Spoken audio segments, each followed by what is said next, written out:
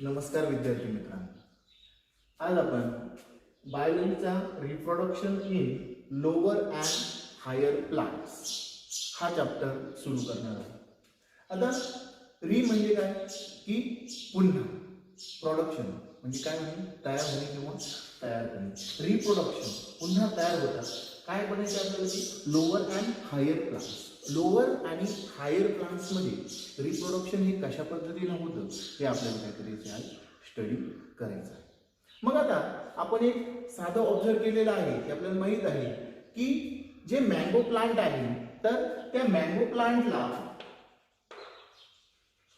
जे mango plant आहे तर हे मँगो प्लांट तर मँगो फ्रुट्स तयार करतात आणि हे जे मँगो फ्रुट्स पासून मँगो सीड्स तयार होतात आणि मँगो सीड्स परत जर्मिनेट होतात आणि त्यापासून आपल्याला एक बिग मँगो ट्री तयार झालेली आपल्याला दिसून येते. मग आता हे प्लांट्स मध्ये प्रत्येक प्लांट्स मध्ये अशाच पद्धतीने ही काय आहे ही त्यांची एक ॲबिलिटी आहे की हे जे प्लांट्स काय करत असतात की त्यांची जनरेशन परत मेंटेन करण्याचं काम करत असतात आणि त्यासाठी रिप्रोडक्शन हा जो ही जी कन्सेप्ट आहे तर ही सर्वात महत्त्वाची आहे. मग आता हे रिप्रोडक्शन म्हणजे काय, रिप्रोडक्शन काय कशाला म्हणू शकतो आपण, तर बघा तुमच्या बुक मध्ये दिलेलं आहे की रिप्रोडक्शन म्हणजे काय की production of young ones like parents. आपल्या पॅरेंट्स सारखे परत यंग वन्स तयार करणे याला आपण काय म्हणतो रिप्रोडक्शन. आता इथे आपण दुसरी कन्सेप्ट दुसरी डेफिनेशन जर बघायची म्हटली तर ही रिप्रोडक्शन ही एक काय आहे तर प्लांट्स असो किंवा ॲनिमल्स असो किंवा जे लिव्हिंग ऑर्गॅनिझम्स आहेत तर त्यांच्यामध्ये ही रिप्रोडक्शन ही एक काय आहे तर ही एक ॲबिलिटी आहे. The ability of living organism, the ability of living organisms मधली जी ॲबिलिटी आहे, the ability of living organisms to reproduce itself. आपल्यासारखा दुसरा सजीव किंवा दुसरे प्लांट्स तयार करण्याची ही जी ॲबिलिटी आहे लिव्हिंग ऑर्गॅनिझम्सची तर त्या ॲबिलिटीला आपण काय म्हणतो रिप्रोडक्शन. मग रिप्रोडक्शनची डेफिनेशन आपण काय करू शकतो की ही आहे production of young ones like parents is called reproduction. आणि दुसरी definition the ability of living organism to reproduce itself is called reproduction. अशा पद्धतीने आपण ही डेफिनेशन बघू शकतो. मग आता ही रिप्रोडक्शन ही जी प्रोसेस आहे तर रिप्रोडक्शन इज इसेन्शियल फॉर, कशासाठी गरजेची आहे तर essential for maintain the continuity of लाईफची कंटिन्युटी मेंटेन करण्यासाठी रिप्रोडक्शन महत्वाची प्रोसेस आहे.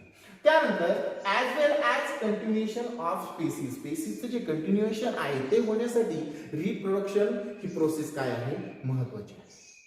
सपोज मँगो प्लांट्स पासून परत मँगो प्लांट्स तयार झालेच नाही तर त्यांची जी जनरेशन आहे ती मेंटेन होणार नाही किंवा त्यांची जी कंटिन्युएशन आहे त्यांची जी स्पेसिस आहे ती पुढे काय होणार नाही कंटिन्यू होऊ शकणार नाही. म्हणून त्यासाठी काय आहे रिप्रोडक्शन ही महत्वाची फिनॉमिनॉन किंवा महत्वाची कन्सेप्ट आपल्याला इथं बघायला दिसून येते. बघा आता रिप्रोडक्शन, मग रिप्रोडक्शन मध्ये जर आपण विचार जर केला तर त्यामध्ये परत त्याचे टाइप्स जर बघितले तर त्यामध्ये मेनली दोन टाइप्स आहेत. एक आहे असेक्सुअल रिप्रोडक्शन आणि दुसरं आहे सेक्सुअल रिप्रोडक्शन. आणि आणखी त्याच्यामध्ये आपण बघू शकतो व्हेजिटेटिव्ह प्रोपगेशन किंवा व्हेजिटेटिव्ह रिप्रोडक्शन आपण बघू शकतो. पण आता असेक्सुअल रिप्रोडक्शन, अ मीन्स काय ऍबसेंट, सेक्स मीन्स काय सेक्सेस काय आहेत तिथं ऍबसेंट आहे म्हणून आपण त्याला काय म्हणतो असेक्सुअल, म्हणजे तिथं कोणत्याही सेक्सचा काही संबंध नाही म्हणून आपण त्या रिप्रोडक्शनला काय म्हणतो की असेक्सुअल रिप्रोडक्शन.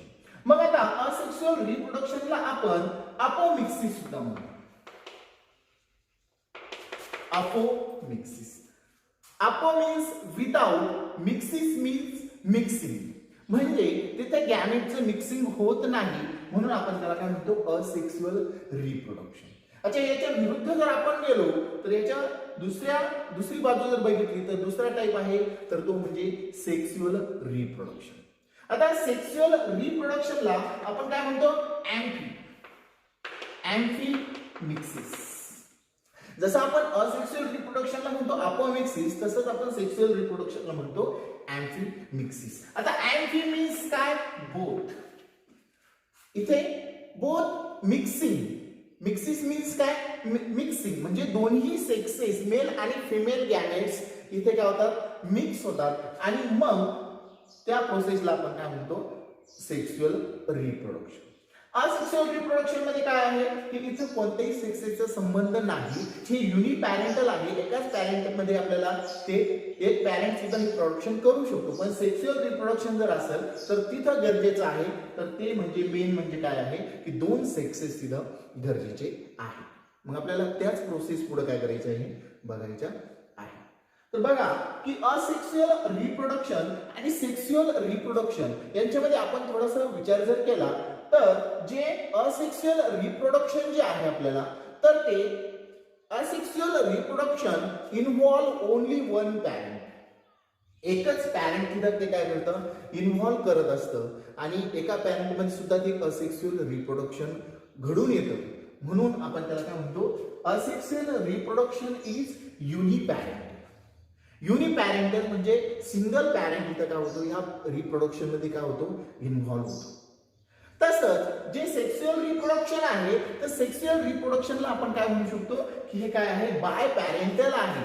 बरोबर आहे, म्हणजे इथं बायसेक्शुअल आहे, बाय पॅरेंटल आहे. आता इथं गरजेचे काय आहे, दोन पॅरेंट इथं गरजेचे आहे. प्लांट्स मध्ये असो किंवा ॲनिमल्स मध्ये असो, तर दोन गरजेचे आहे. म्हणून आपण याला काय म्हणतो, बायसेक्शुअल रिप्रोडक्शन. मग काय आहे, meiosis and fusion of gametes. आता हे asexual reproduction तर without involvement of meiosis he process इथे घडत नाही आणि जे गॅमेट्स आहेत तर त्यांचं फ्युजन किंवा त्यांचं मिक्सिंग होण्याची इथं हेच आपण इथं बघितलेलं आहे. आणि असेक्शुअल रिप्रोडक्शन पासून जे प्लांट्स तयार करत, नवीन प्लांट्स तयार होतात किंवा नवीन जनरेशन जी मेंटेन होती. सपोज आपण उदाहरण बघितलं की मँगो सीड्स पासून परत काय तयार होतात, तर बिग मँगो ट्रीज तयार होतात, परत त्यांना फ्रुट्स येतात, परत सीड्स, परत म्हणजे जर मँगो सीड्स आपण जर लावले किंवा मँगो सीड्सला काय होणार आहे, मँगो सीड्स पासून मँगो प्लांट्स तयार होणार आहे. बरोबर आहे. तर त्याच पद्धतीनं की असेक्शुअल रिप्रोडक्शन मध्ये काय होतं की एक्झॅक्टली त्या सीड पासून तेच प्लांट तयार होतं आणि ते जे प्लांट्स तयार होतं तर ते काय होतं, exactly identical to their parents. त्यांच्या पॅरेंट्स बरोबर ते काय आहे, तर ते प्लांट्स आयडेंटिकल झालेलं आपल्याला दिसून येतं. म्हणजे त्या प्लांट सारखंच मँगो सीड्स पासून मँगो प्लांटच तयार होणार आहे, आपण त्याला मँगो प्लांटच म्हणणार आहे. म्हणजेच काय आहे की ते जे प्लांट आहे तर ते काय होतं, एक्झॅक्टली आयडेंटिकल असं टू दॅट पॅरेंट. म्हणून आपण त्याला काय म्हणतो, क्लोन्स म्हणतो. काय म्हणतो आपण, क्लोन्स.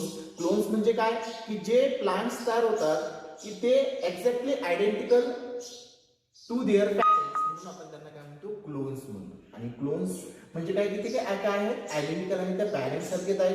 मँगो प्लांट हे मँगो प्लांट सारखंच असतं, त्याच्या व्यतिरिक्त आपल्याला दुसरं काही दिसत नाही. बरोबर आहे. म्हणजे कोणतंही प्लांट घ्या तुम्ही, ते कोकोनट प्लांट असेल किंवा मँगो प्लांट्स असतील किंवा अदर दुसरे प्लांट्स असतील, ते त्या प्लांट सारखेच असतात. म्हणून ते काय आहे, एक्झॅक्टली आयडेंटिकल, पॅरेंट सारखेच आयडेंटिकल आहे. म्हणून आपण त्यांना काय म्हणतो की क्लोन्स म्हणतो. मग आता सेक्शुअल रिप्रोडक्शन मध्ये जर थोडासा विचार जर केला तुम्ही, तर सेक्शुअल रिप्रोडक्शन मध्ये हे जे क्लोन्स आहे तर हे तयार झालेले आपल्याला दिसून येत नाही. म्हणजे सपोज की प्लांट्स असतील किंवा ॲनिमल्स असतील. आता सेक्शुअल रिप्रोडक्शन प्लांट्स मध्ये घडून येतं, म्हणजे प्लांट्स मध्ये सुद्धा आयडेंटिकल पॅरेंट्स तयार होतात. पण सेक्शुअल रिप्रोडक्शन मध्ये आपण जर बघितलं, ॲनिमल्स मध्ये जर थोडंसं आपण नेक्स्ट चॅप्टरला बघणार आहोत, तर त्यामध्ये की डायरेक्टली एक्झॅक्ट आयडेंटिकल असतात का, ती जे नवीन जनरेशन तयार होते ती, तर ती निश्चित एक्झॅक्टली आयडेंटिकल नसते. म्हणून आपण त्यांना डायरेक्ट क्लोन्स म्हणू शकत नाही. बरोबर आहे. तर अशा पद्धतीनं म्हणजे असेक्शुअल रिप्रोडक्शन आहे आणि सेक्शुअल रिप्रोडक्शन.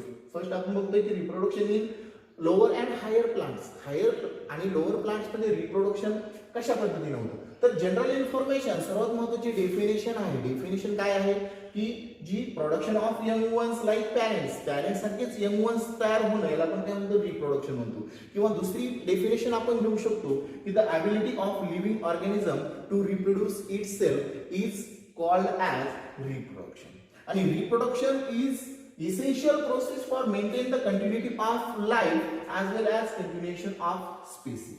त्यामध्ये परत दोन टाइप्स आहेत, असेक्सुअल रिप्रोडक्शन, सेक्सुअल रिप्रोडक्शन. मग आता असेक्सुअल रिप्रोडक्शन म्हणजे काय? असेक्सुअल रिप्रोडक्शन म्हणजे काय की हे इथं म्हणजे ऍबसेंट आहे, सेक्स ऍबसेंट आहे, म्हणजे इथं एकच पॅरेंट आहे आणि याला आपण अपोमिक्सिस म्हणतो. Apo means without mixing of gametes. आणि सेक्सुअल रिप्रोडक्शन मध्ये काय आहे? सेक्सुअल मीन्स अँफिमिक्सिस म्हणतो आपण त्याला, की दोन्ही पॅरेंट्स इथं काय आहेत?